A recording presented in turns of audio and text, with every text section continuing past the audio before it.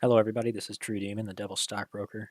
I'm being joined today by Kat Moore as the lead tech analyst here with Hell's Trading Floor, and we're doing a little bit of a live stream update on the stock market and progress that we have made throughout the Christmas holiday season. Hope everybody had an excellent holiday and you all enjoyed your Christmas dinner. Right now, it's looking like Progenity is still having a bit of a struggle, currently down to a buck 99 is what it closed at. This is the lowest point that we have seen, and yet the OBV, as before, still hasn't moved. Mainly because, well, volume still just hasn't come into the stock. It's been pitifully low throughout this entire period, and today it has been absolutely the lowest that it's been, down at 15 million. Oh, I guess yesterday and the day before it was lower than that. Still, overall, volume isn't what we are expecting to see here from Progenity. Mainly just sitting on this one looking for new catalysts to come in. Hey, Seth. Thanks for jumping on. Gotta love when Steph calls you beautiful. I truly feel it when he says it. Also, just real quick, were you able to share your screen to me directly, just so we don't have the delay issue? Oh, right.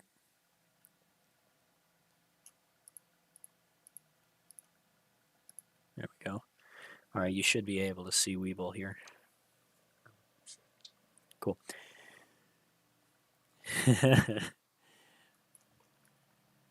All right.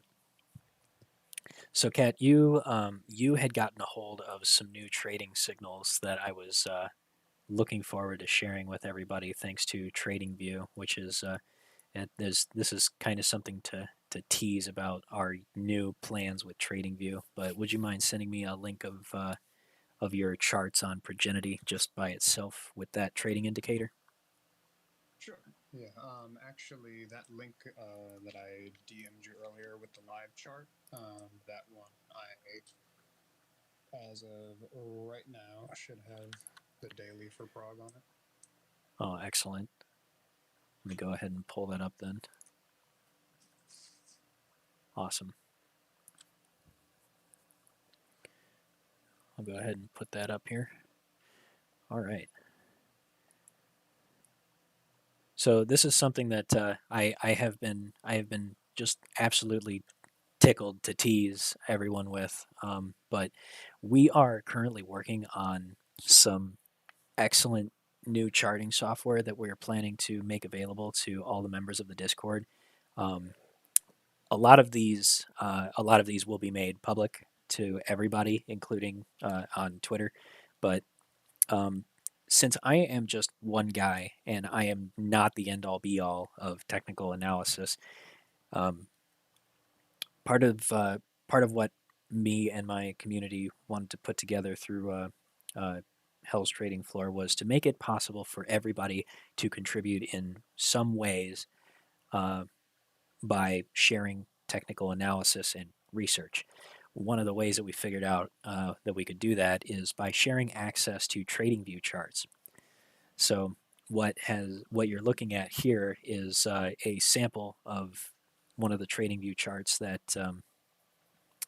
Kat has set up here, um, and this will be made available for everybody to at least look at, so that they can see my own technical analysis and any technical analysis that my team puts together.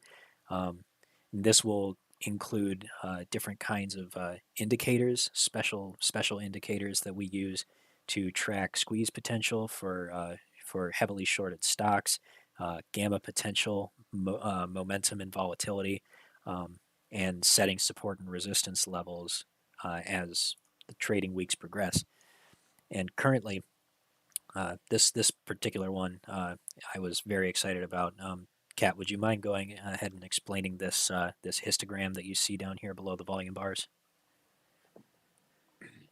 Yeah, so that one it's called in the TradingView author book, like the squeeze momentum indicator. From what I can tell, it's kind of an amalgamation of a few different indicators like the RSI and just the moving averages and things like that. But for me, it's just kind of a really good visual interpretation of the buying and selling pressure. So it being, of course, it changes from that bright red to the dark red, and it starts actually, you see the slope upward as Oh, the buying pressure hey, starts Kat, I'm to. sorry to cut you off. It sounds like some folks are having trouble hearing you. Let me quickly make some changes to some of the sound settings. Sorry about that. No, you're fine.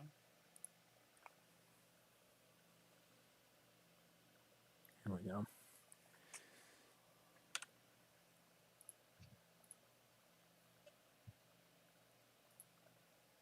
Go ahead and say something now so I can just look and check the audio peaks. Testing, testing, 1, 2, 3. PROG, IBM, all of the stocks go to the moon. Still not quite enough. That's odd. Let's see here. How about now? Any better? It's on my end with OBS. Gotcha. Okay.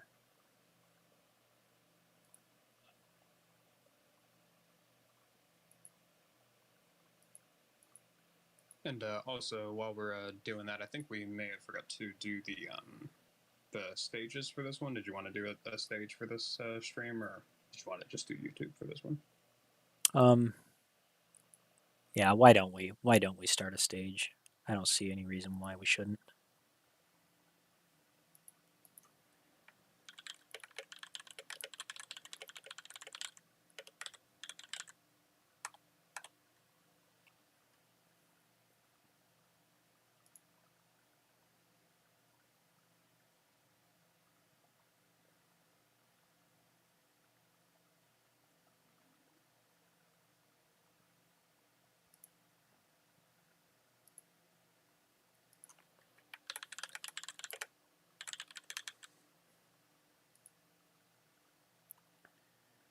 Let's see.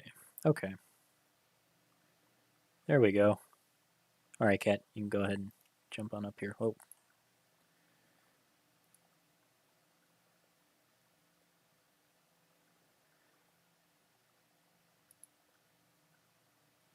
Okay. All right. Let's see. All right. Go ahead and test your audio, Kat.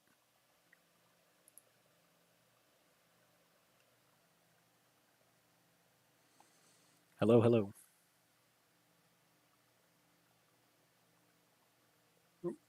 There you are. Oh, sorry about that. Can you hear me okay? Yeah, I can hear you just fine. Thanks, Dilly, also for joining us. I hope your COVID test shows no.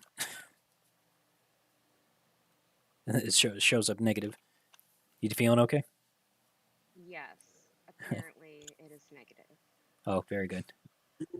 And we got the night to do this. It's perfect. It's fate. I'm telling you. Yeah. It's serendipitous, really. Serendipitous. Love that word. Yeah, definitely one of my favorites. So I'm not sure that the audio is going to be able to get through. So I apologize to everybody listening on the recordings. I'll probably have to just modify it in post just to get a little bit more gain out of the video. Are you And going to be screen sharing through the Discord right now? yeah, I was just about past that. So then nobody has to listen to the lag of YouTube? Yeah.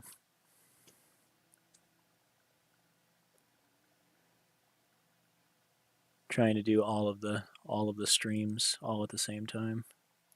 Yeah, I was gonna say I'm not sure how it works because I know obviously you were sharing with me, and then when you came in here, it obviously disconnects you from the screen share off our specific conversation.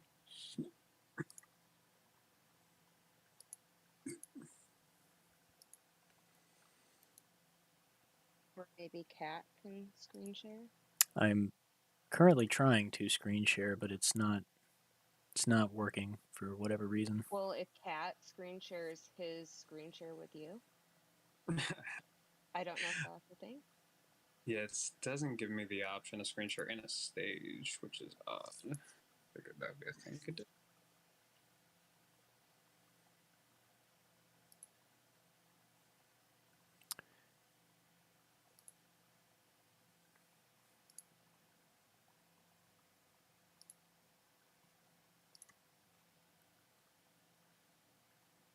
This should While be we get entirely this this should be left, entirely too easy to do. I don't know why it's not giving me the option to stream to the stage. I don't know why.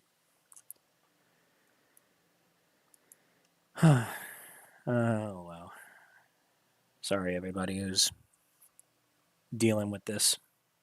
The terrible sound. Chef Pew Pew says that you can't screen share on stage.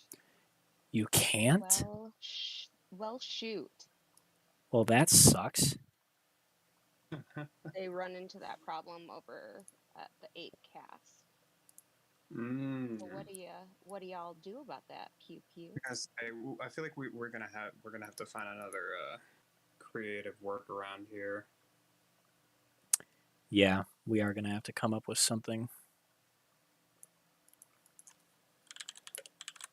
Hmm.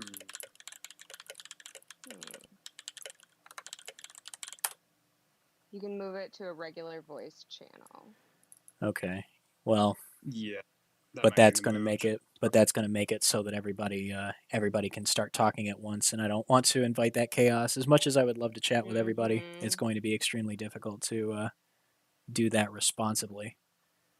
Well, we could also encourage our viewers to follow, if you are in the Discord, which you can become a member of quite easily by clicking the link in TD's YouTube. Then you could, as your Discord membership allows you to, you could open up a browser tab and watch YouTube on mute. So you don't hear the lag, but you can see what's going on. Yeah, I suppose that would probably be the easiest way to do this. Maybe for tonight. At least for tonight, we'll figure out a workaround for this. So everybody who's in the Discord stage, you can feel free to watch the YouTube video. There will be some visual lag to everything, but you can mute the entire video and hear myself and Kat throwing out our analysis in real time, and we'll just work with that. To everybody on YouTube, I am trying to figure out what's going on with the sound. It seems like everybody who's on a TV is who has the biggest problem with audio. I have boosted my speaker audio as much as possible to the stream. It does not seem to want to go any further than where I've set it. He's going to get an ASMR mic in the near future because he's going to have so many gains from his IBM position that he'll be able to get that right quick. Yeah, I mean, I think we may have to dedicate some time to just messing with the outputs and little things like that. I know OBS can be tricky, but we'll figure out a solution to it. But in the meantime, yeah, everyone try to watch the YouTube stream, and we'll continue talking on here. And of course, just raise your hands as normal. We'll try to keep it fun. And for the people that are requesting to speak, we'll get to you shortly. Oh, there we go. I got it figured out. So apparently, I figured out the sound issue. It was my. Well, I won't bother explaining it. I've got it. I've got it working. I'm seeing you guys coming through loud and clear now. So everybody on YouTube, go ahead and confirm for me that it sounds nice and loud, and the audio sounds identical between myself, Kat, and Dilly. Joy to the world. I thought you were going to say joy to the dill. I don't know. Joy to the dill. All right. Yeah. Excellent. Okay, I think I think that's good. I see a request for Aobri. I want to get through this analysis first. But if you're still around and we still have some time, I'll be happy to have you come on and ask a question if you have it. Or if it's just a quick question, you want to type it out in chat, one of the mods will bring it up to me. So sorry to leave you hanging there, but I want to make sure that we get through the analysis, which is the point of the video first, and then we'll see if we got some time to bring people up for questions. All right. Back to TradingView. So, like I was telling everybody, we've been working on setting up TradingView so that the analyst members of the Discord will be able to share access to these charts, and that it won't just be myself and Kat doing charting here.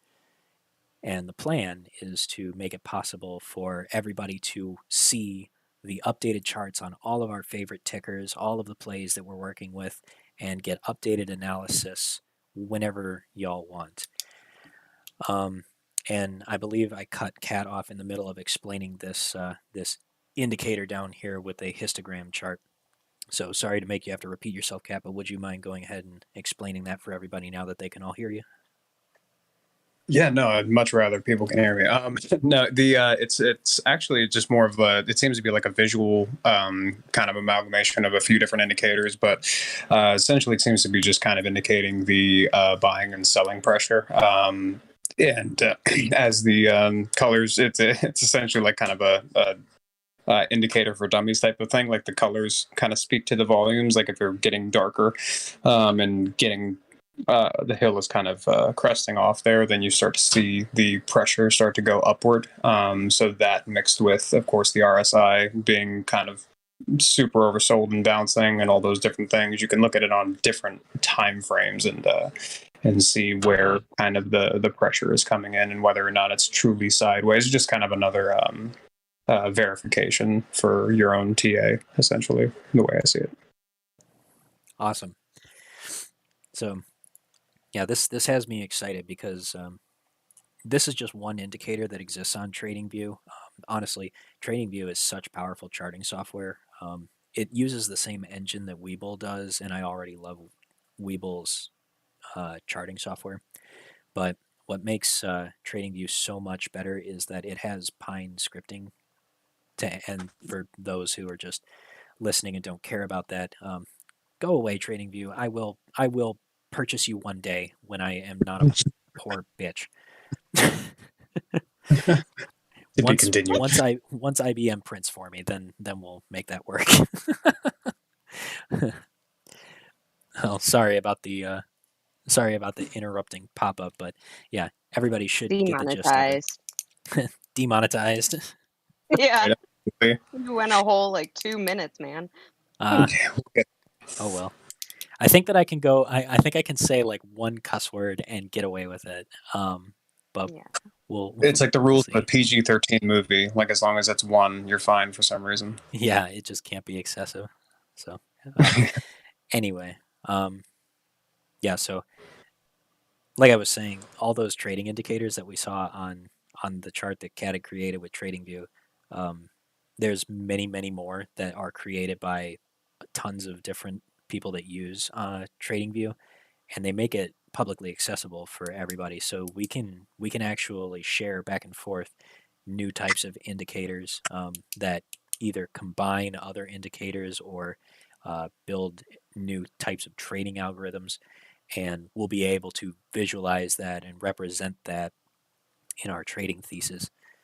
So we're really excited about that. I first have to buy a license for TradingView, which in order to do what we want to do is going to like require the second most expensive version of it. So I'm trying to set aside some money to do that, and then pay for it for the whole year. So it will be forthcoming, but we're really excited about that. Right. So we already talked a little bit about Progenity. We're mainly just waiting on those catalysts to bring some volume back up in here. But as you saw on the previous chart, it looks like the momentum is turning around and that we are coming to the close, which is kind of what we had been estimating. Optimistically, I was hoping that before January 17th, or December 17th, sorry, that we would see volume return to the stock. And we did get a little bit of a pop, but only just enough to get a few options to run in the money. It wasn't enough to cause a full-on run on the stock.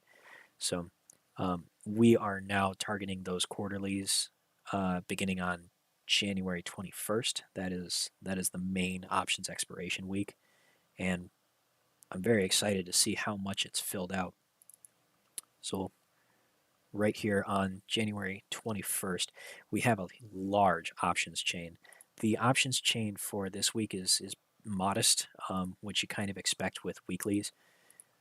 But honestly, like, I wouldn't even be wasting my time with any of these weekly options. It's these that are most significant because Progenity is so heavily oversold, and now we've dipped below $2.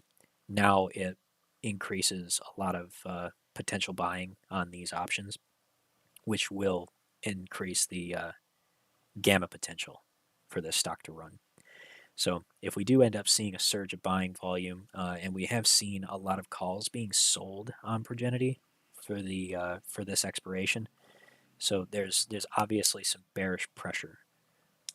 But if we do manage to see some turnaround, if there is a catalyst that gets announced, say if finally Progenity releases news that they are who their partners are, we suspect AbbVie and Pfizer.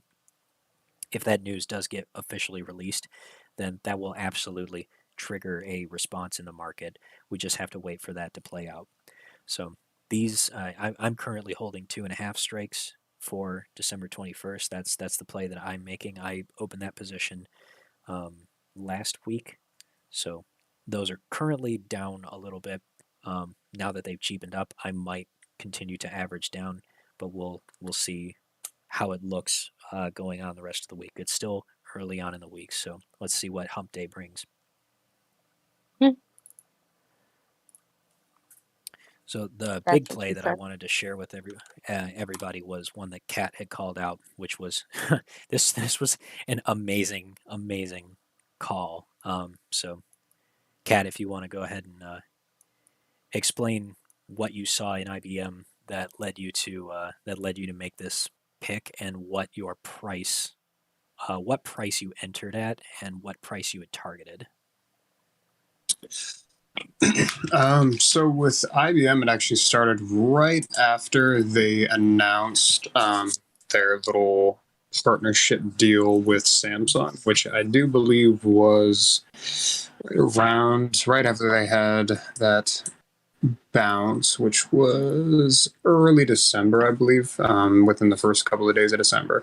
Mainly it was the positive catalyst, the bounce off of, and kind of zooming out a little bit on the daily, you can see it had a tap off of what would have either been a breakdown of a potential upward trend, or a start or a continuation of an upward trend, and it did bounce off of that positive catalyst.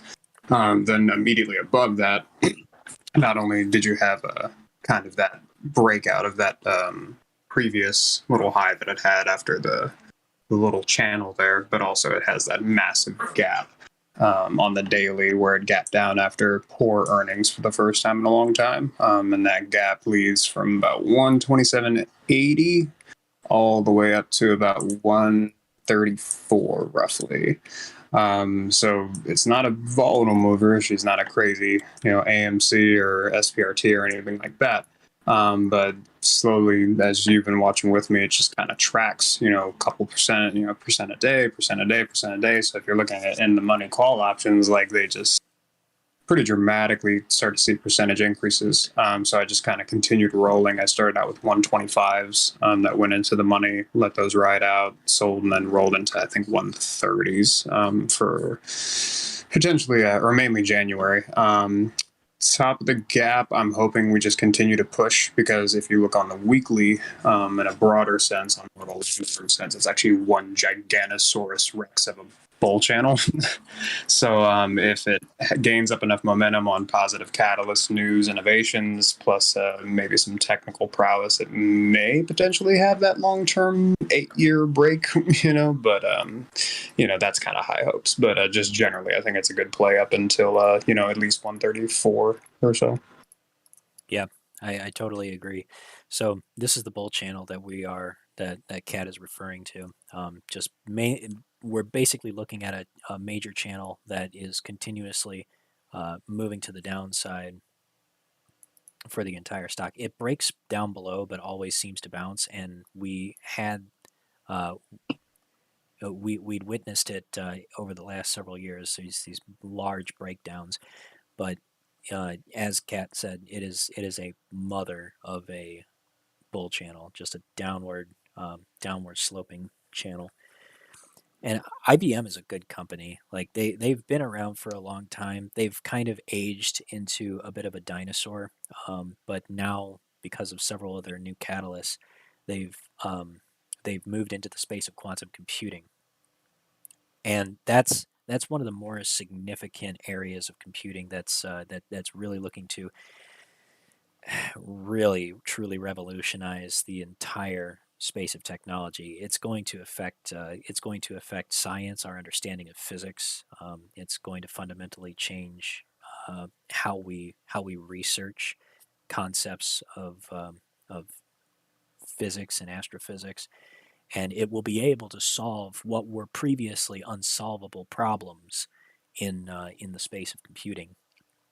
So if the catalysts of IBM becoming the forerunner of quantum computing does end up playing out, which I firmly believe that they are in a good position to do so. They're by far the oldest and largest microprocessor manufacturers and hardware manufacturers for server stack technology.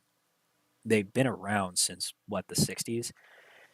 They're a really old company, and even though they have aged and become like a really that they've how do I how can I describe them?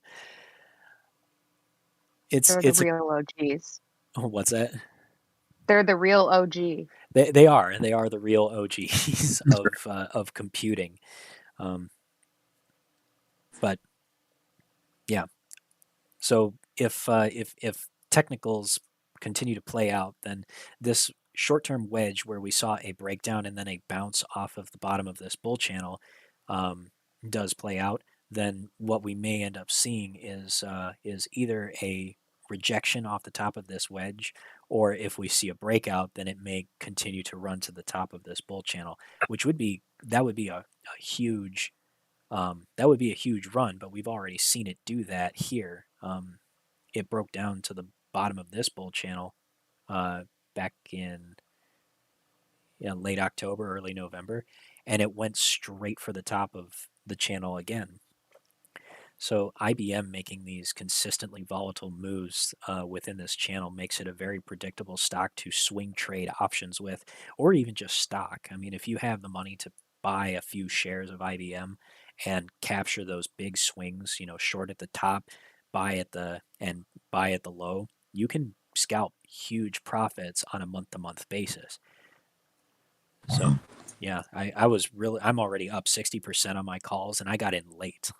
I got in like somewhere around the 125 mark. I got 135 calls for the end of January, and I'm currently up 60% on those. So a huge shout out to Cat for catching this play. It was a fantastic call. No, I'm really glad that you were able to hop in that, because it definitely was one that like I said, I mean, sometimes there are ones that no one's really seeing or talking about too much. Like I was trying to find like the stock groups and stuff that were maybe like, oh, you see this GAFO on IBM, and it didn't seem to be much just because it doesn't tend to move. But yeah, I did. Someone has been posting about the quantum computing in the comments. I think Get Smarter, but also I sent you a that same article referring to the Samsung IBM processor thing, because it is obviously quite an interesting concept in that regard, as far as efficiency and the consumer side of things, as well as the more grandiose, like crazier stuff. Absolutely. Um,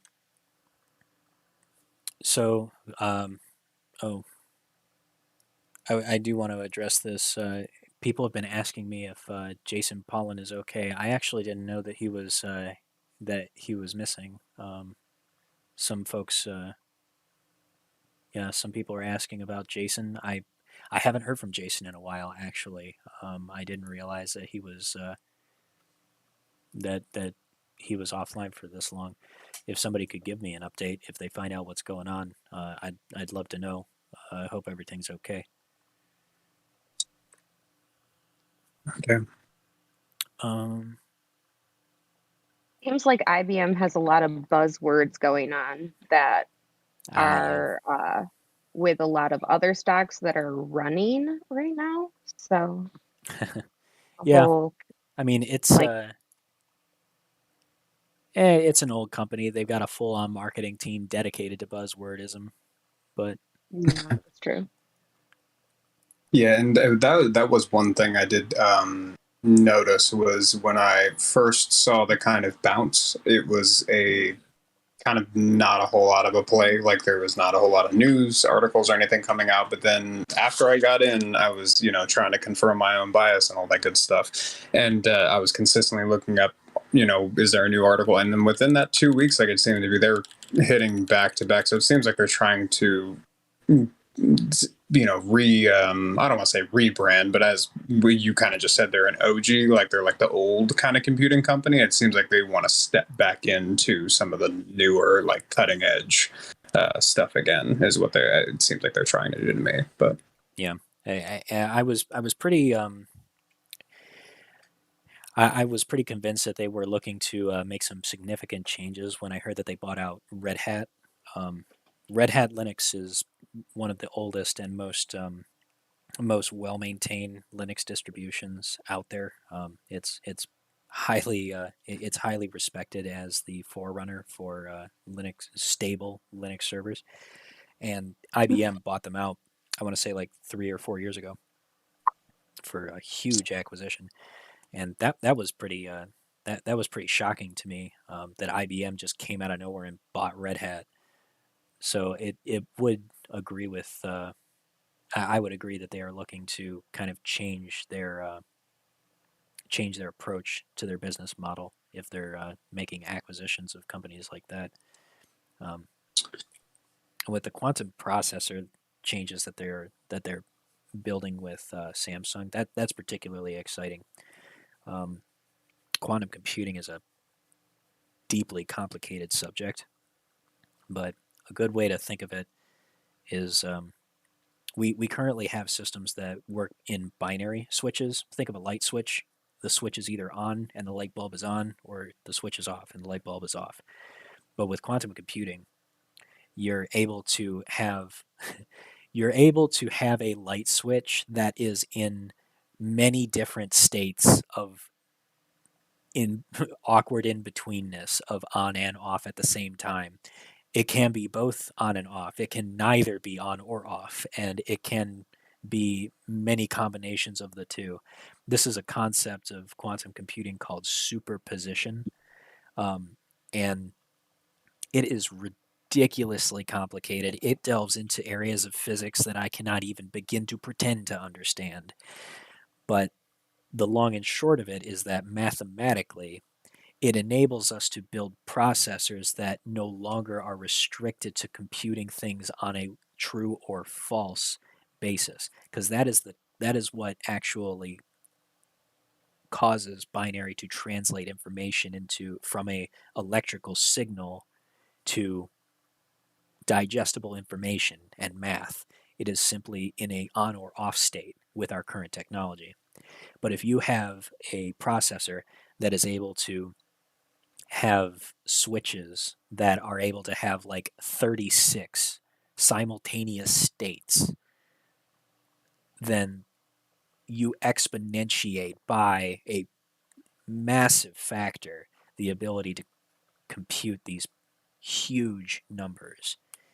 And I guess if you wanted a very simplified elementary mathematical example, consider a 64-bit computer system. That's 2 raised to the 64th power.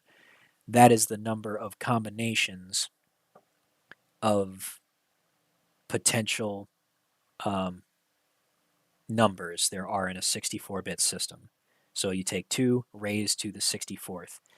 If we had a quantum computer that simply had 3 states, on, off, and superimposed, that would be 3 to the 64th. Calculate those two numbers and compare them side by side, and you will see the magnitude of just how powerful a quantum computer is in compared to a binary computer. And then you consider that a quantum computer doesn't just have to have 3 states, it can have many states, like upwards of 30 simultaneous states. Then it grows to a number of 30 to the 64th power, which just becomes an unfathomably large number. So the power of I love quantum when you computing. explain something to me like I'm 5 years old and I'm still lost. But I believe you on all of that. No, it's an incredible like feat when these things happen, and not many people, because they're usually implemented within the consumer space as like a very accessible, not that big of a deal thing. But yeah, traditionally when these things happen, these like small, oh yeah, what's the difference between like, you know, sex core and octa core and like all these and like different amounts of processing power, and you know, kilobyte to a byte and all, it's like these numbers don't seem like terribly significant, but when you look at them in that multiplicative like crazy exponential sense, like it means so much. So yeah, it's very exciting for the future. Yeah, it's going to be a monumental change, and the biggest problem the biggest problem that we're going to have is writing software in the new languages that this is going to require, because machine language as we write it currently is it's super stupid simple as compared to what machine language will be required to be with quantum computing. And that's going to be the biggest hurdle, I think, once the hardware is accessible to the consumer. At the same time, I don't think that the hardware will be accessible to consumers for a long time still. I think that this is going to mainly be restricted to research firms, universities, kind of like how the original internet was back in the 60s, in the 60s and 70s, we'll say.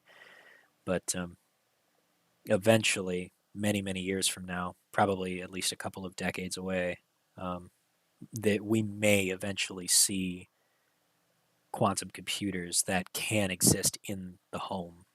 And oh, I can only imagine the kind of chaos that that will invite in the information security communities. But yeah, Well, it's quite a funny concept, because it was actually, I think just last night I was scrolling down the wormhole of just, you know, nonsensical YouTube videos or something, and I saw in a commercial from, I think it was the late 60s, of one of the first, you know, information, you know, news. It was essentially just a digital newspaper. You know what I mean? That you sat in your house. That was a glorified typewriter with some sort of like backlit screen, and the way they spoke of it in that time was so like, oh well, in one day, if we're really lucky, like in 2046 or whatever, we might be able to get a full newspaper with all the colored ads and comics and all that stuff. And it's just like, it's in that time, you know, the you know, so yeah, this to that I feel like is very comparative, but we seem to be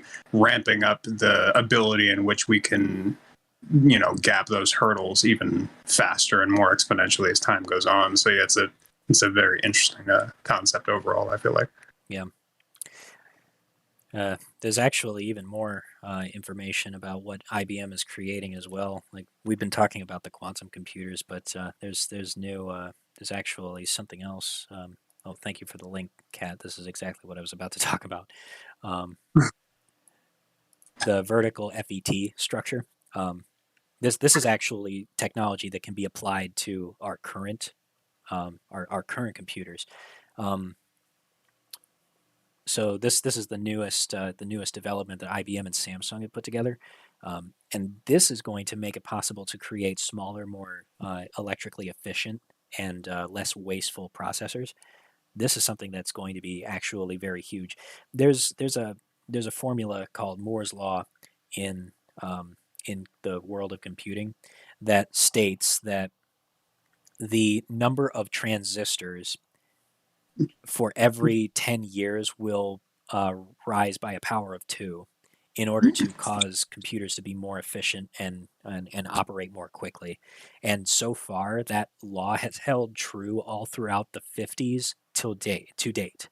That law has been true. We have multiplied by a factor of we have squared the number of processing power in our um, in our processors and computers since computers were first developed in the form that we know them. And that's all because of transistors. And if you think of a transistor is very simply a switch. That's really all it is. It's a very, very, very tiny switch. And this is the light switch that I was describing when talking about the quantum computer that has either an on-off or superimposed switch. The transistor is the elementary binary switch. It's just on or off, but it's so small that you really can't even see it. But what's this new technology that called vertical field effect transistors, or VTFET? This is something that IBM and Samsung were partnering with in order to create an even smaller transistor by changing the entire structure of it, and you can see it here represented on this diagram. This is a traditional transistor, which is, it's got a wide base and it has a switch that oscillates in either an on or off position. But what they've actually done here is they've compressed the structure of it so that it's more of like a skyscraper structure. And this is actually extremely useful because our processors, the way that we build them, they're basically a flat plane, and we stack planes of processors that we call cores on top of each other. With this traditional structure that we had here, it made the processor extremely flat. So you had a processor that was like, I'm trying to think of something to compare it to. It's basically like a 1.5 by 1.5 inch, just a square structure. With this structure here, you can actually fit 25 times more transistors on that same plane than with traditional ones. And because we can continuously stack processors on top of each other, this structure actually becomes less wasteful because it creates a smaller surface area, but it still has the same the two structures here are computationally equivalent. So the reason why that's cool is because this transistor is 85% more efficient, less wasteful. So it uses less power, it creates less heat, so you can stack more processor cores on top of it, and you can continuously shrink the size of them down such that a processor that would normally be fitted into a server would actually now be able to be compressed to the size that it can fit in a smartphone. So, I suspect that that's the whole reason for doing this, is that Samsung wants to create processors that use these more structurally efficient transistors in order to fit them into smartphones. And I am assuming that IBM also wants to apply this to their servers, like with their Xeon processors. So this is actually extremely exciting stuff. Yeah, and that was something that popped through my head as well after working with phones for so many years. Do you see a lot of different manufacturers using different companies? iPhone, primarily got their screens and their processing, I believe, from Samsung for quite a while. Then it was just the screens. Then, LG, or I'm sorry, Samsung used LG screens, and then LG used HTC processors. Like, they're all over the place with these different types of things. But as soon as the Samsung idea kind of came into the mix, it would seem like, yeah, that seems to be the kind of the point of the thing. And then going back to, of course, just then and now as far as storage space capacity. Same thing with like micro SD cards or USB drives or anything that now hold like 2 terabytes that once could only do like 256 megs type of thing. And it seemed unfathomable, kind of similar idea. Yeah. The way that technology has just come forward with leaps and bounds like this has been absolutely incredible. I remember dial-up. Like I remember those days. I remember dial-up. I remember having a 1 gigabyte hard drive that was the size of a cinder brick. I I remember CRT monitors that weighed 50 pounds. I remember those awful noises and And it only those had like 10 inches of screen space. yeah, and you get little AOL trial discs in the mail. Like you get Yeah. 15 minutes of energy a day. See if you want it. Just it's crazy all the changes that have come. So Yeah, and that's what makes me think that nothing truly is, especially right now, barring any type of like crazy nuclear apocalypse, which is not off the table at this point. But barring any of that stuff, I mean, I really feel like we're on this path to like just exponential growth of technology and just crazy, crazy things coming forward. Just as a absolutely. broad. I want to cover a couple more plays. I'm very close to being out of time, so I want to run through these really quickly. So the Discord came up with a few plays for us to dig into. We are currently actively doing DD on more of these stocks to find more of the fundamental catalysts for them and understand better why these are a good investment thesis. But the first one that we're looking at is BFRI. That's I'm trying to remember the name of the company now. What is the company's name? Biofrontera Oh, Incorporated. So Biofrontera is another biotech stock, and I'm not actively trying to pick out biotech stocks. It's just these seem to be the ones that are heavily shorted and make a good thesis. But this stock has risen significantly. It got some attention on Reddit from some of the short squeeze plays. Let's see if I can find who did this one. I believe it was Kedude.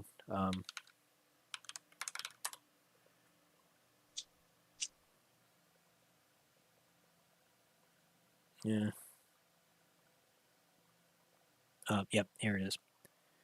So this was an excellent DD post that Kedude 42069 put together. Basically, estimating the fundamental, the technical data tying together a potential squeeze thesis. He actually has been using a lot of the same metrics that I use as a part of my short exempt squeeze signal theory. He's been looking at the CTB, which was over 300%, utilization over 99% for a significant period of time. It's been on the Reg Show threshold security list for 14, now 16 consecutive days since the time of this post. And one thing that I saw it earlier on in here, but he estimated that I believe he estimated the average price that the shorts were in as being somewhere around. I think it was $10 or so. I actually had to point out, no, he's actually being conservative with that estimate because the average age of the average age of these at the time of his post was 14 days on loan for the shorts, and with the number of estimated shorts that were currently reported, there's actually I believe that it's closer to $5. So that would actually put shorts at a roughly 100% loss at the current price as a conservative estimate. With a more bullish estimate, it could be as high as 140% losses currently. And with the cost to borrow average going up to 300%, shorts will be paying a yearly annual percentage rate of interest of 3 times the value of their trade on a daily basis. So for I would have to work out the math, which I don't have time to do right now. But basically, if they spent $1,000 on their short trade, then currently, if they stayed in their trade for a full year, then by the end of the year at this current rate, they would pay $3,000 for that for that trade. So this would need to play out exceedingly well for them in order for it to work out profitably for them. And and it's not looking good for them.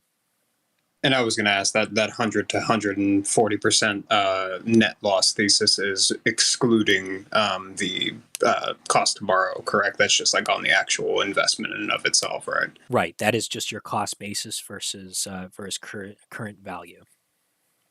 Right. So they're well above 100% bleeding in that regard as far as that's concerned, if I could assume.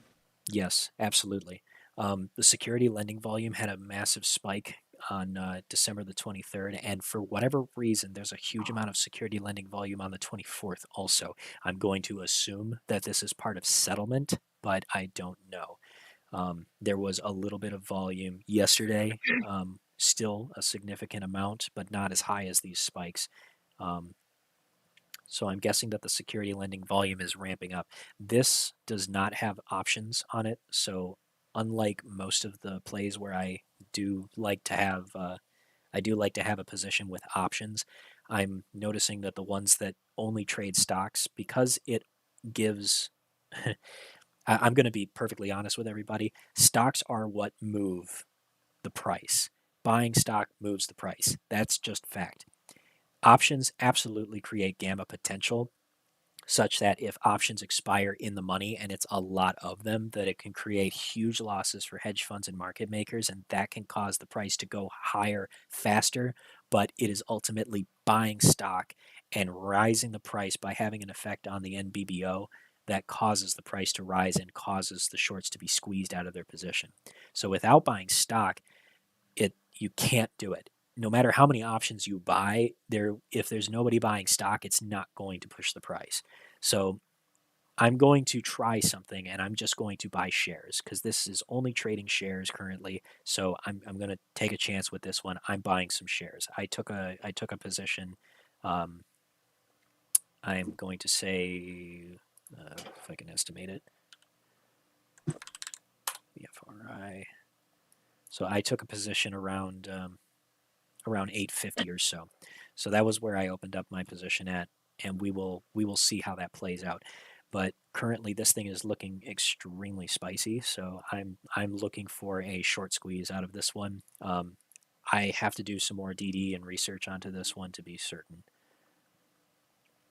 Let's see. Yeah, and kind of piggybacking off of what you said, as far as because I know a lot of people have had to clarify and pass about gamma squeezing and whether or not stock or option moves it, because I mean gamma squeezing in and of itself is just the act of buying stock because you're forced to. So I mean, at the end of the day, even a gamma squeeze is still just buying stock, just in a different vehicle, essentially, to what you were saying, correct?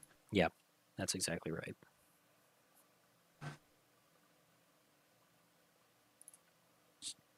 There's an additional play that I wanted to look at. This was called out to me also. ISIG. I don't know if this one is trading options or not, but the cost to borrow was extremely high on this one also.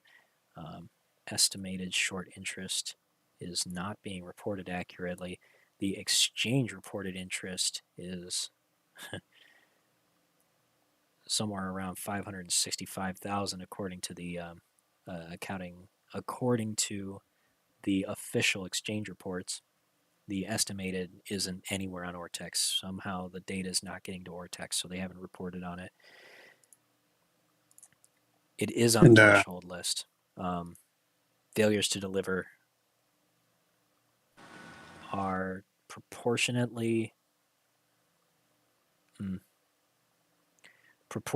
to its float. I don't think it's as high. But let's see. Shares short. So at 565,000 shares sold short, that would be 61% of the free float. So their free float is somewhere in the neighborhood of 990,000. Yeah, 990,000 roughly shares in the float. So if that's the case, then when we had this FTD spike, then this wouldn't have even been. Yeah, this isn't even. Oh, it actually is. This would be 0.8% of their float failing to deliver during this spike. So For them to be on the threshold security list starting on the 14th, they would have had to be at least at a level of 6,000 or above failures to deliver.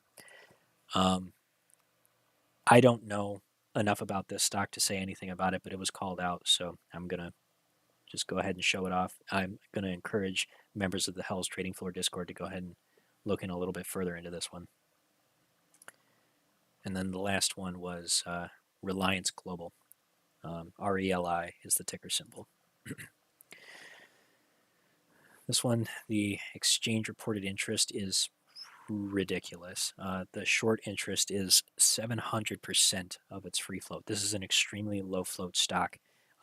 This has the potential to move huge leaps and bounds the way that its float has been structured.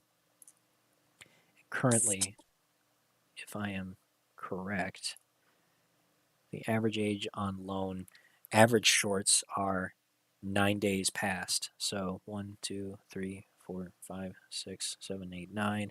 Average shorts are going to be somewhere in the neighborhood of 250 to 338. So somewhere in that range. If the price stays above this $4.50 mark, the way that it's moved like this tells me that there's a little bit of volatility coming into it, but this is a brand new one. We don't know anything about it, and I haven't done any fundamental analysis on this one. So it's one to watch, and again, encouraging the Hell's Trading Floor community to help me with the research so that we can put some more information out there for everybody.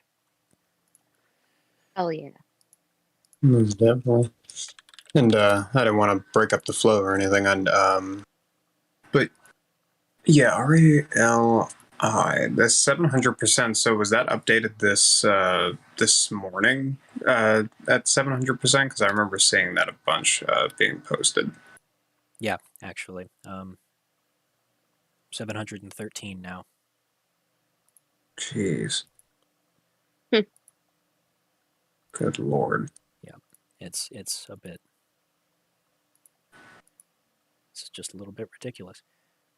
Exchange reported estimated short interest. Okay. Yeah. So if Vortex's numbers are accurate, which they have been wrong before, but there was a failure of reporting going on all throughout September, October, November, December. And now suddenly we have data and it's showing that the free float is 700%. Like, I'm willing to put a few dollars down on this on the off chance that that is accurate, because if I know anything about Reddit, and if I know anything about the ape community, is that when they see short interest like this, they will become absolutely rabid over it. So I fully anticipate this stock to move, especially because just like BFRI, this one does not have an options chain. So buying shares, especially buying them right now during after hours, can move the price significantly. So if there is people looking to open up a position on some potential short squeeze plays, this is one that has me highly interested because it's extremely low float.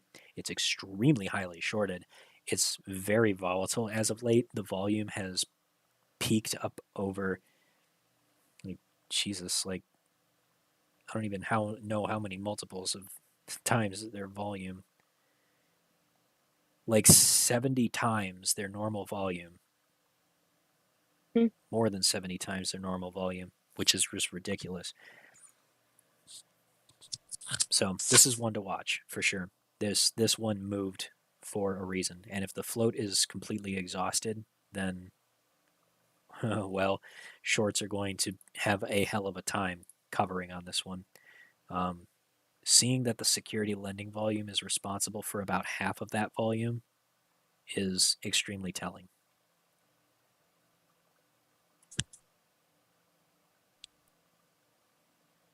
Yep. Security lending volume is only responsible for about half of the daily volume overall. Oh, not even, like a tenth of it. Short volume is less than a tenth of the rate of the short volume is less than 10% of its normal trading volume. So that means that this movement here is for the most part, just pure buying. So there's something going on here. We have to do more research and we have to look into it further for the catalysts and why this is moving so much. But there's a lot of volatility here. There's tons of volume moving this stock right now. I would be paying very close attention to this one.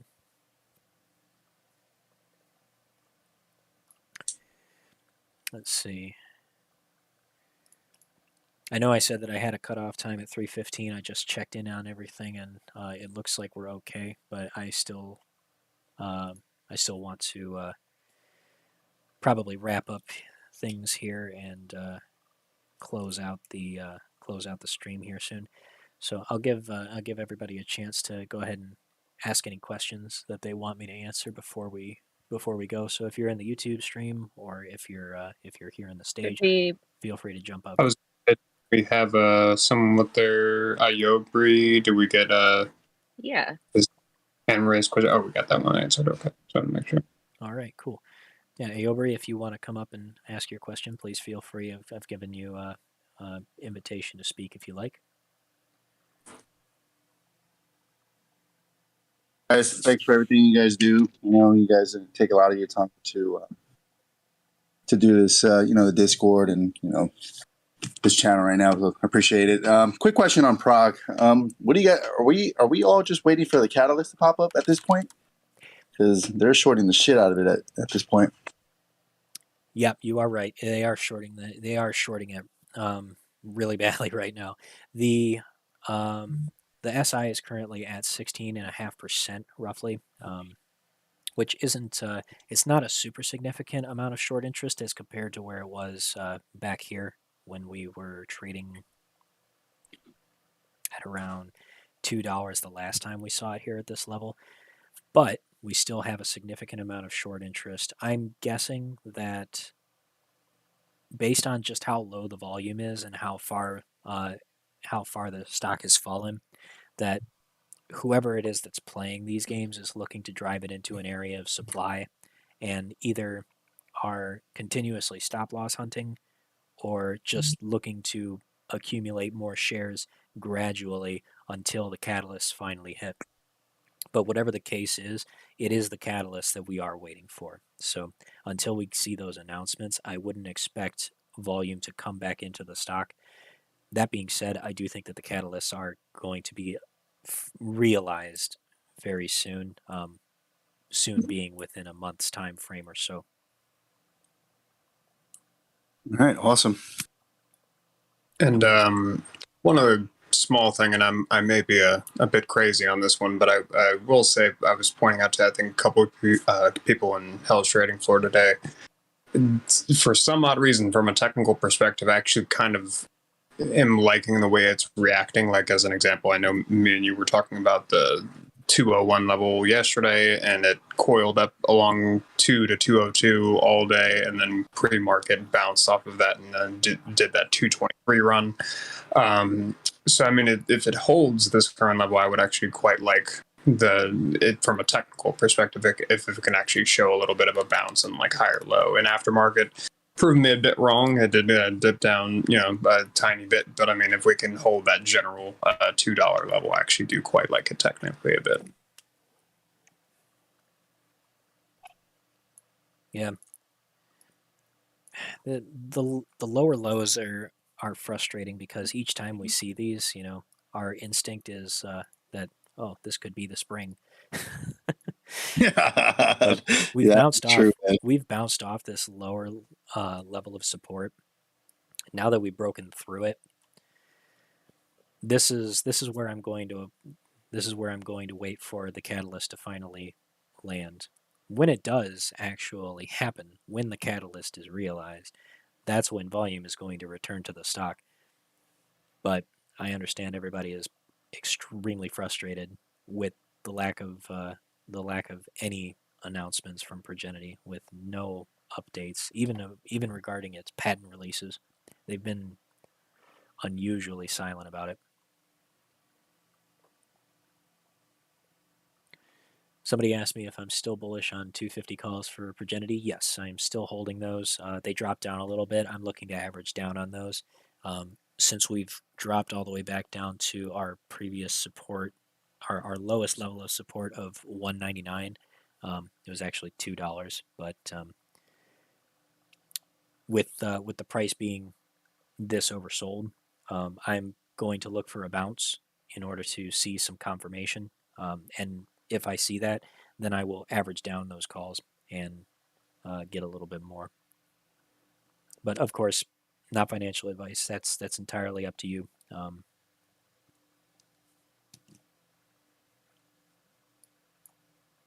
It's your money to do with what you will. Yeah, and if you're, kind of on the fence, of course, buying shares is never a bad thing, of course, kind of averaging down on a position and all that stuff if you're not sure about the time frames and all that good jazz. Always hold shares, can't really hold options, unfortunately. I've learned that the hard way. No, do not diamond hand an option. I did learn that the hard way also.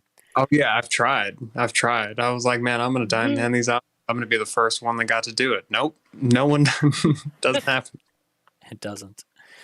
I think I will close out the stream with a brief update on AMC. So this is where I see AMC at currently. It's still holding up its support with a lower with a new confirmation of a higher low here at 260.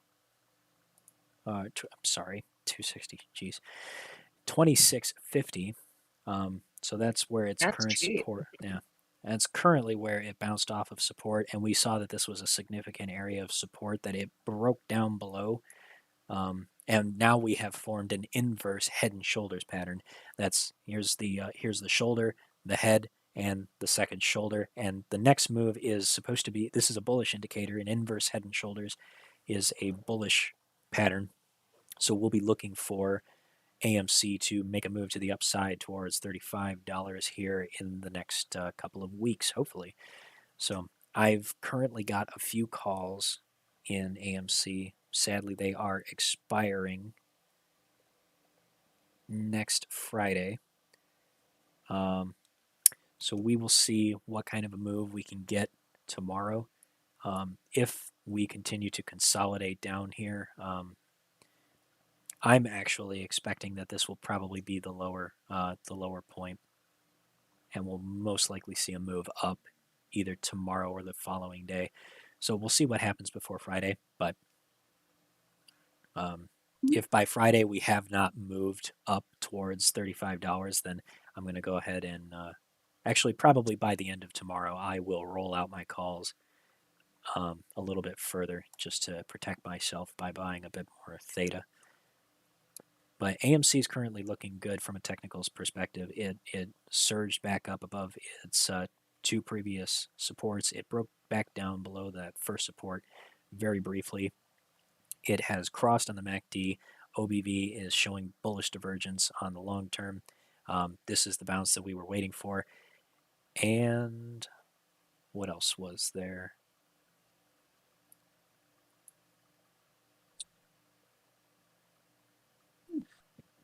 Yes, it was. We're looking to see if it makes a move back towards this, back towards the top of this wedge. I continued this one down because it's still significant since we touched these two previous highs.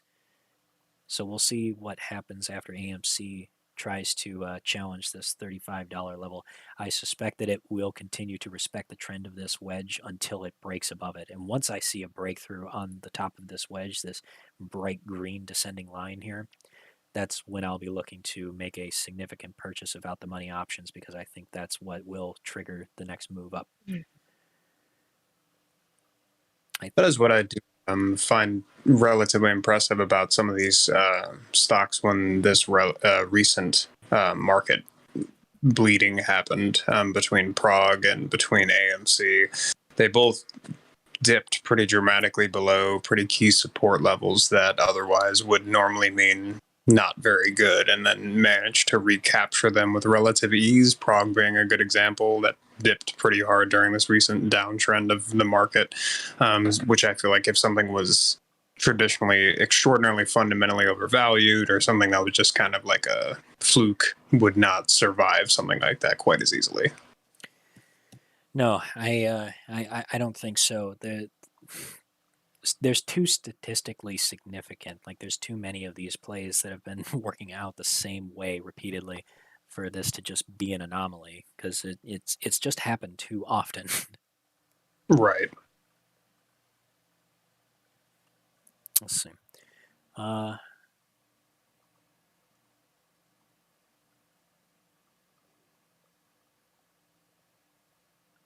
Yes. This is a good point. I just saw auto suggestion saying that I should do a video on a on showing retailers how not to loan their shares out. Um, that's going to be a slightly complicated video, but yeah, loaning out your shares, i.e., making your shares available to sell short into the market, is something that I highly advise against if you're looking into if you're trying to make short squeeze plays. Collectively, individually, it doesn't make much of a change for just one person to turn off lending. But if collectively retail investors refuse to lend out their shares, I promise that there would be far fewer shares available to short, and it would be much, much harder and much more expensive for hedge funds and market makers to borrow shares to do this kind of stuff. The short ladder attacks and the tape painting. Right, because as much as the broader market fund, hedge funds, all these larger institutions have, of course, the bigger dollars were traditionally, I feel like, seen as more of like backup ammunition. But I mean, backup ammunition is even still extraordinarily important when the situation's going down and you need it, versus having nothing available at all. So I mean, that's definitely going to create a.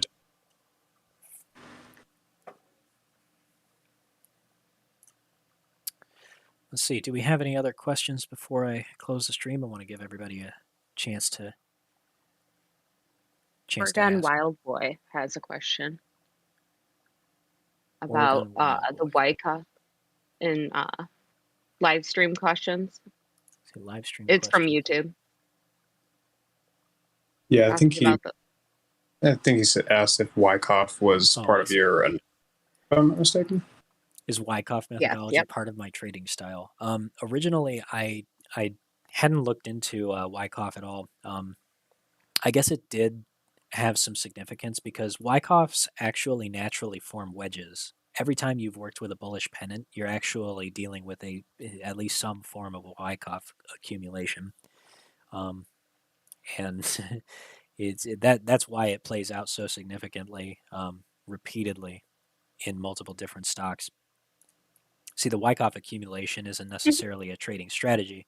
It's just evidence of either accumulation or distribution, depending on what the case may be.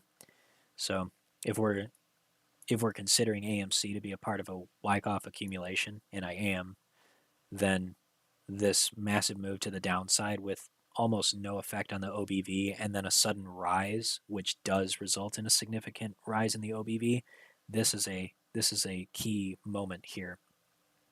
See, it took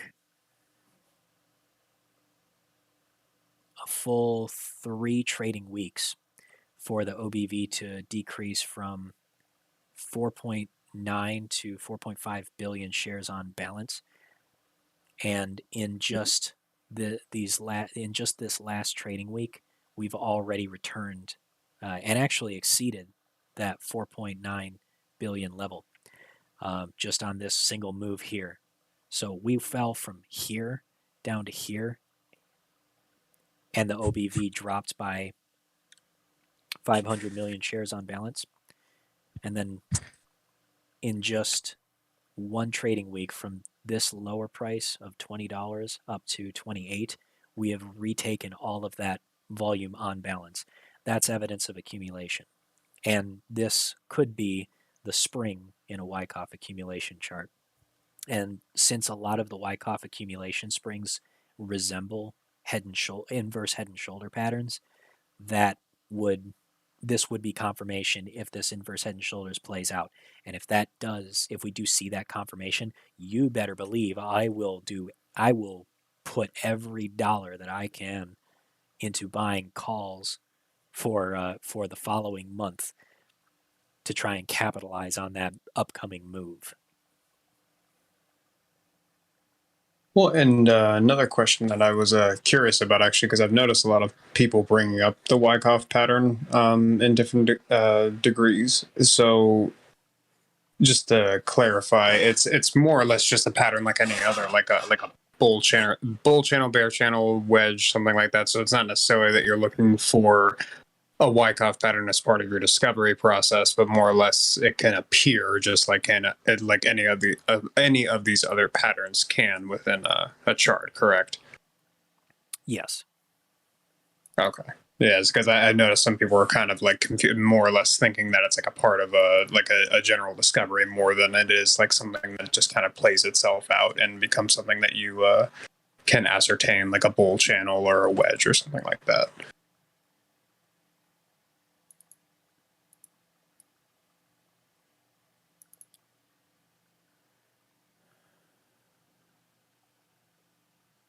Thoughts on CPOP? I haven't looked at CPOP. I'm sorry.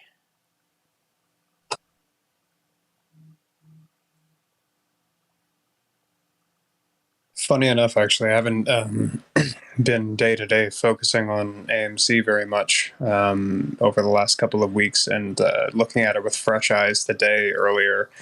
It actually did look quite nice. I was like, oh, okay. Like, I like the way, like, over a longer term of time it's building out and all that kind of stuff. Like, actually stepping away a little bit, I was like, okay, like, this could do something sometime. Yeah. You know, what is this one? Yeah.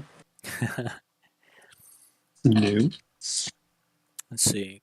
Brenda, Queen of Swords, is asking if if she should sell to get into sell PROG to get into RELI. I am not telling you what to do at all, but if I had only that money to trade in anything, the last thing that I would be doing is moving money in and out of plays constantly. Don't chase every single play. Don't do that. It's a really bad trading strategy, no matter how you slice it, to take all of your free capital and pull it out of one stock just to get in on a play for another one. That is a really dangerous way to trade. You expose yourself to so much more risk by doing that. And the other half of that is that Progenity, in my opinion, is a excellent long investment to begin with. It's just a really good stock to buy and hold. Reason being is because they have fundamental catalysts that essentially indicate that they are going to be one of the foremost developers of a new type of drug delivery system, not to mention their treatments for preeclampsia, and also mapping DNA, which you don't have to necessarily have a PhD to understand that those are some significant patents and some significant changes to medical technology. And it's all good things that they're bringing to the table. So I think that when you consider all of that, that there should be no reason to sell Progenity, especially if it's to chase a maybe. RELI is a stock that I'm calling out as having high short interest and some potential technical catalysts for why it could make some moves in the short term. Will it? I don't know. I'm not a financial advisor, and I am just an amateur stock trader. But the one thing that I have learned, and this is not financial advice either, but I would not be taking all of my money in and out of one play to the next, because you're only going to lose money in taxes from the sales. You're going to take more capital losses, and you are much more likely to lose on moving that money around anyway. Yeah, and to kind of piggyback off that, I 100% have felt the pains of not following that rule. It is, and because even if you can get out at the top of whatever thing and not regret it getting out and selling early, and then get back in and bottom tick the new thing and not regret getting in too early, which are two factors that are very difficult for even professional traders to do. Yeah, I've tried it. It hardly ever works. So yeah, that's even today. I was like, oh, should I maybe move a little bit of this to jump into the? And I was just like, no, you've done that, and you've money pretty much every single time. Just sit in the plays that you're currently convicted in, and just like leave it at that. You know. Yeah. I feel like that's the better way to trade. If you are convinced of something, if you have done all your research on a particular stock and you know that that research is still accurate, that that data is still good, and that nothing has changed that should affect your thesis, then don't go chasing something else that you know nothing about, because you expose yourself to the possibility that you may just be chasing a really bad play and you're only working with a very small amount of information. It's just not a good way to trade. Somebody asked me, SU asked what I think about Microvision. I was never in the Microvision play, but I do know that it squeezed pretty significantly. Right now, it's looking heavily oversold, and I see this support back here. This looks like a significant area of support here down at about 475. So if we see the stock go down to 475, I'd be looking for a bounce to see how it reacts to that price level. If you do see a bounce there, then that could be confirmation of a reversal. The MACD has crossed several times. It crossed here, here, here, and again just 1 or 2 days ago, I think. Looks like looks like the 22nd. So the MACD is crossing multiple times, and it looks like it's just teetering on the edge, but the MACD crosses are getting tighter and tighter and tighter. So that's a huge sign of consolidation. The OBV is strongly divergent. That is extremely divergent. Yeah, with the OBV having been at 1.7 billion and it's now being at 1.6.5 billion after falling down by what is this, like 500% from its all-time high? That's a huge OBV divergence. So there's massive accumulation taking place here. I'd be very curious to see what the next leg up looks like. Look to see it break down to 475. Check and make sure that it bounces off of that level. Don't enter. I wouldn't enter a position until you see that confirmation. I know that this is a heavily shorted stock if somebody's asking me about this one. Let's see.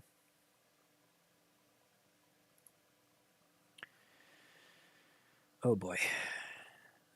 That chart looks so ugly when you look at it like that. Just a free fall off a cliff. Okay. Yep. Short interest has not moved. So wow, that's telling, isn't it?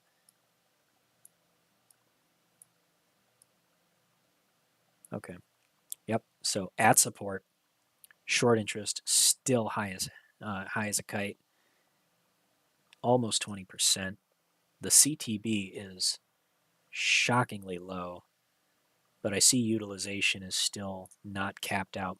So that's what I'm looking for here. Look to see for utilization to cap out. Then you'll start to see the CTB rise, and you might see a bounce here.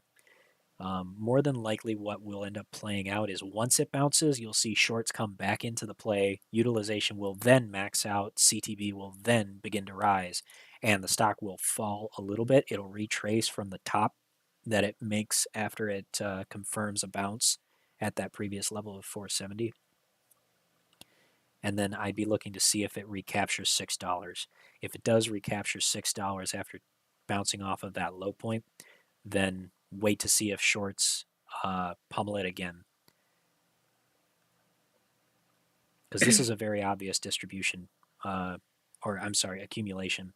when you factor this in with the OBV, it's a very obvious accumulation. Go ahead and bring my Weeble up back here again. Yeah, OBV is barely moving. Volume is so consistently low, just as low as during its previous trading, and the price continuously falling the way it has. Very clear accumulation. Somebody is still accumulating shares for another move up. So let's just, I would say, wait and see. Wait and see what it does. Give it a little time.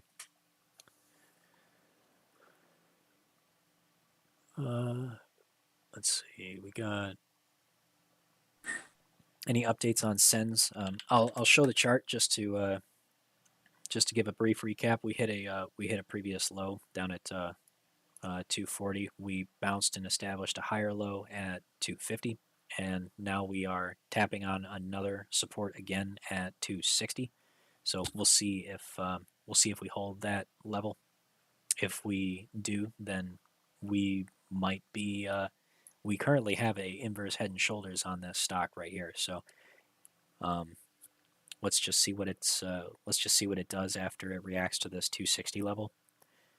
But as far as fundamentals, we're still waiting on a FDA approval of their 180-day continuous glucose monitor, the Eversense.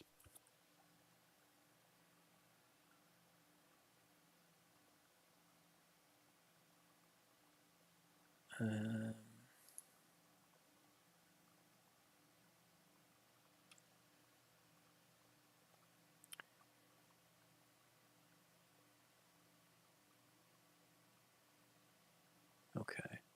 I'm about to run out of time, guys, so I'm gonna go burn through what questions are left here, and then we're gonna call it a day.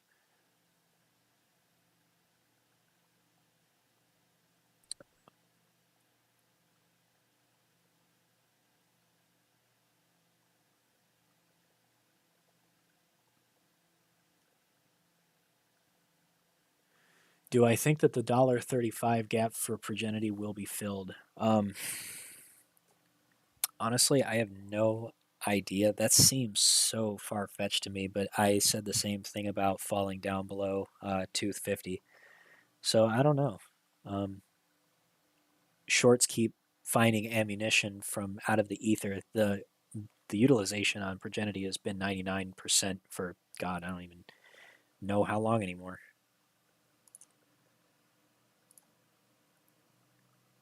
Let's see if I pull up Progenity again.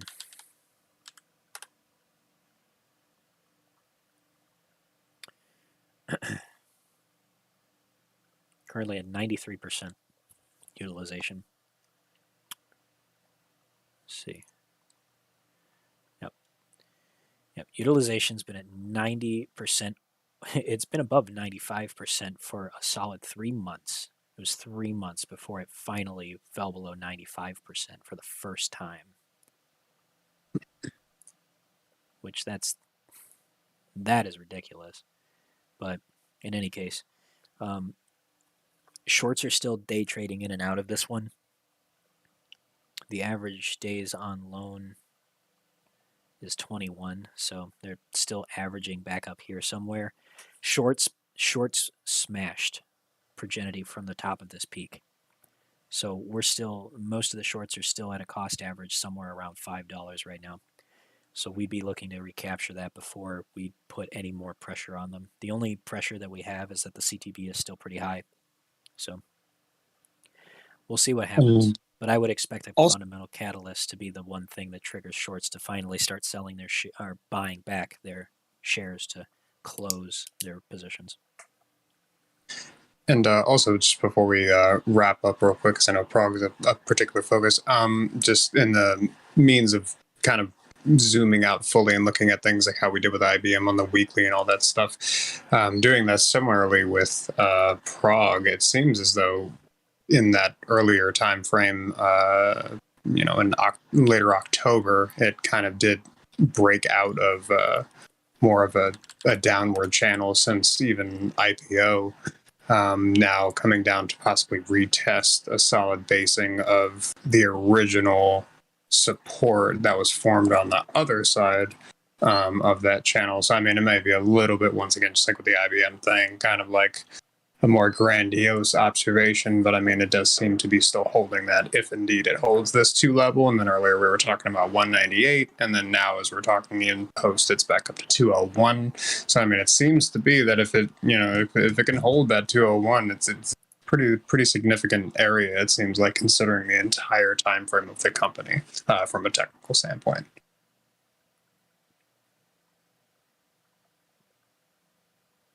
Just confirming that this was the channel that you were talking about here, Kat.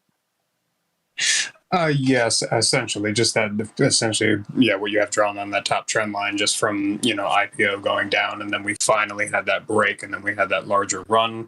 Then it came back down, and it's now kind of basing to what could be kind of a skewed odd W, you know, out of that channel, and then this could be potentially like a retest, you know, and it's extraordinarily long consolidation to continue on the overall trend, hopefully of a reversal from down to upward, but could be looking a little far out on that one. But yeah, I would like to I would like to see that this is the new low, because we are bouncing off of the support that I had drawn. yeah, that is the hope, indeed. We'll see. If we see a bounce somewhere around here, then maybe we'll get some volatility back into this stock. But right now the volume is just so low. It's kind of boring to watch, and it's the catalyst that we're waiting for. So we'll just have to see.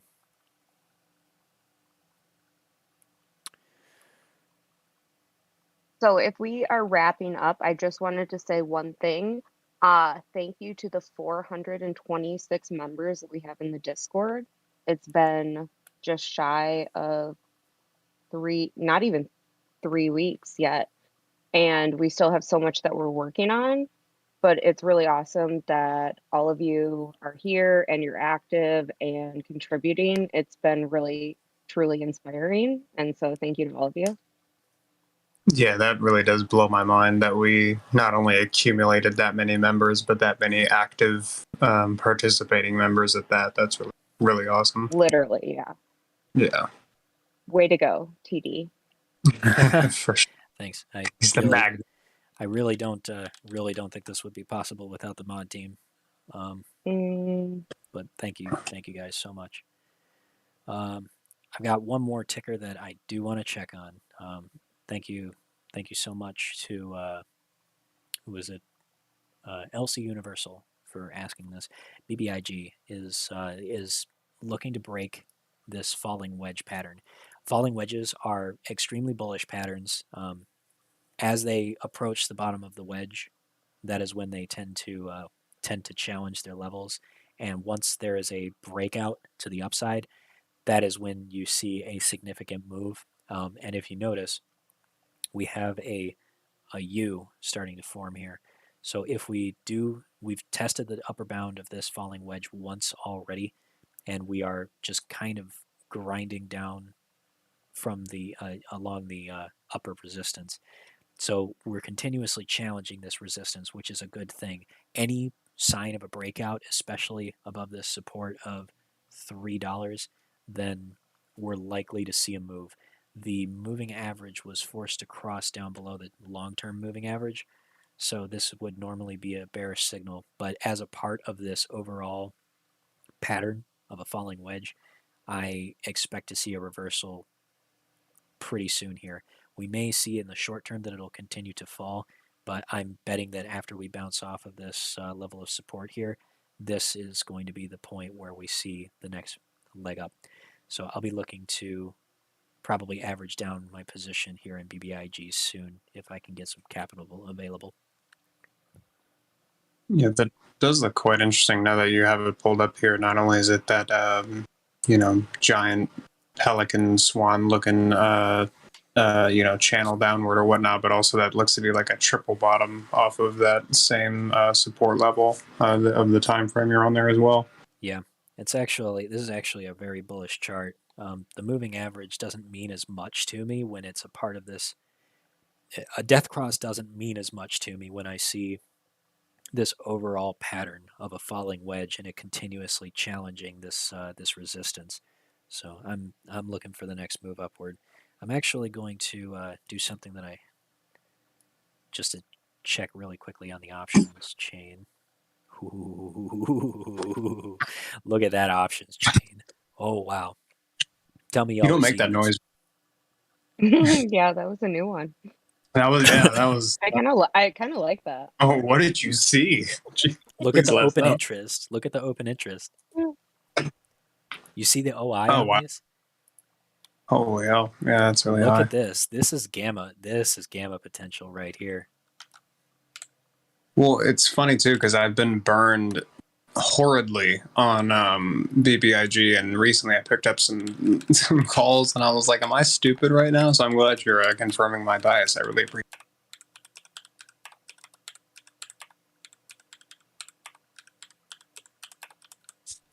I have to sum these up. My brain just won't let me walk away from this. Okay. So from the current price all the way to $10 strike is 346,206 calls open on the chain, out the money. If we add up the remaining ones that are in the money,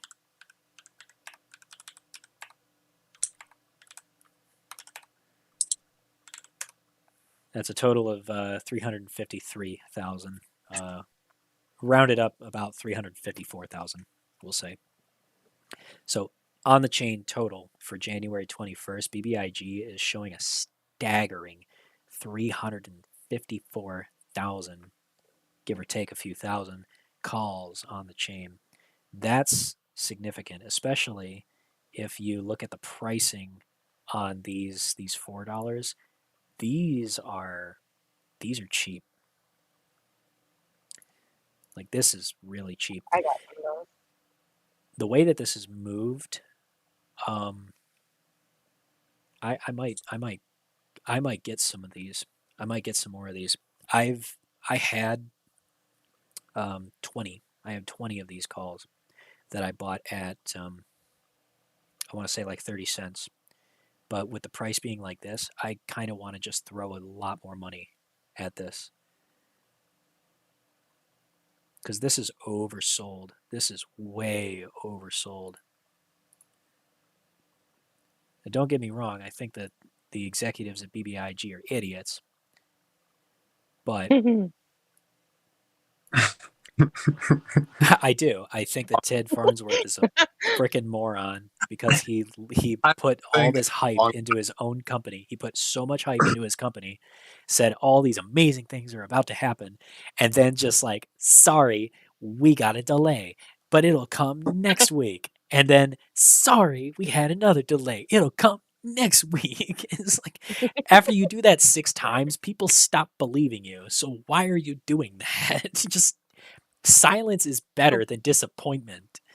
Seriously. I think he finally figured that out, but anyway, what can you do? But yeah, I'm going to be looking to make a move on these in the next couple of in the next well tomorrow actually. If I've got some free capital, I'll buy some of these tomorrow. Let's see. I can probably buy another 20 calls. So we'll see what happens. Before we go, just a little bit of extra DD on that one because I really like the way that BBIG's chart is shaping up. Let's go look at the whale flow. Wow. Look at that. Oh man. Oh wow. That's a was lot that of a puts. That's a lot of puts being sold. What the heck? No way. That's amazing. They're all for January 21st also. That's nuts. shit? Holy cow. 750. Tell me this isn't coordinated. What the heck is this? All right. All right. I'm buying some calls. I'm buying some calls for January. What the heck even is this? Look at this. Look at the look at the whale flow. This is just premium above $5,000, by the way. So all these trades are greater than $5,000. Right. So it's Holy like cow. Like So, are you 75 is like the level. please. BBIG is about to make a ridiculous move. This is the most unusual of unusual options flow I've ever seen. Like there's just one strike at $5,000 premium and above. That's so bizarre. And look, the put call ratio is still so ridiculously slanted towards the call side after all these puts. And how much premium was this in total? Almost $500,000 in premium just on this alone. This is the weirdest options flow I have seen. Did this generate any alerts? Please tell me this generated some alerts because this is weird. This had to have generated an alert. No, it didn't. It didn't generate an alert. The last one was triggered on December 20th.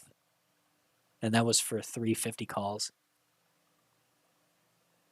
I wonder if it's just because the order sizes are. That's exactly Small. why.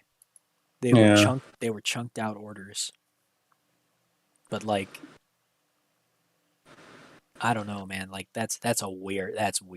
Okay, that's weird. That's unusual as hell flow. That is some unusual as hell flow. I was gonna say, of all the things, you figure that unusual whales algorithmically would be the one to pick up something abnormal like that. Yeah, that's a strange options flow. That's got me really excited, man. Like I was just sitting there waiting for you to finally like formulate accidentally what your catchphrase was gonna be. This is an unusual whale like this or something. Like you were like you were broaching unusual whale flow? You were like getting a sponsorship. Like you were like right there. His tagline. Yeah, it would be a good tagline. I'll have to talk to UW's team about that. Yeah. All right.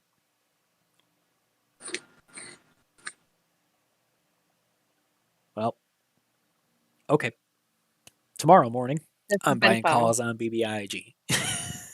It's going to happen. Are you opening your calendar book just like 9 a.m.? Calls on BBIG. Yep. That's exactly what I'm doing.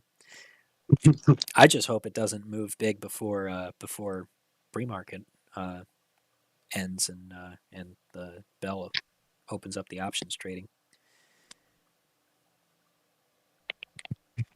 Who's the giggling girl? But like, come on. That's funny. That is our executive manager, Mr. Hugh. Huge Rection. If that is your real I think maybe if I can do it quietly, I'd be able to do the Joker laugh. That would be me, Huge Rection. Yeah, that would be our executive manager. I am the Michael Scott. Yeah, it is a Michael Scott.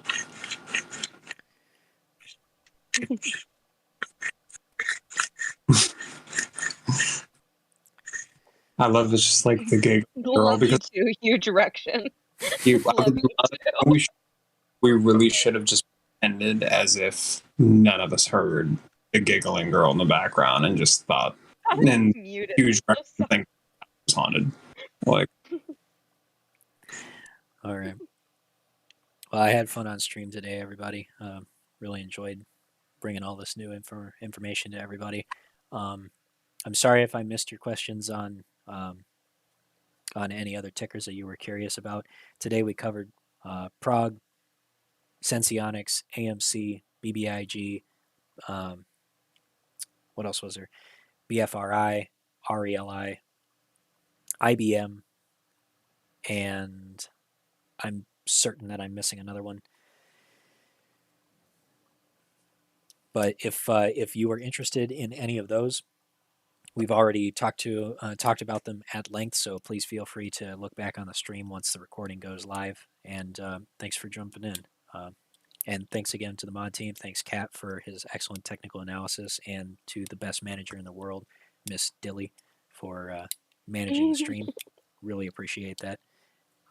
And for everybody who's been supporting the community, we've broken 425 members, which is an amazing milestone. 427. 427, excuse me. So Oh, we're going up. that's an amazing We're going milestone. up. That is an amazing Cool. milestone. I'm very proud of that. So we're looking forward to Hell's making the trading community. for Yeah, we're looking forward to making the This community week. even better and even bigger in the coming days. So stand by for updates. And if you're just watching us on YouTube and you haven't heard about the Discord, or you're just finding out about it for the first time, please take a look at the description of this video. There's a link to our Patreon that will allow you to join the Discord, and you can be a part of the conversation, a part of the research and the due diligence that we put together every single day to bring these plays to you. Thanks again for watching, and we'll see you guys next time.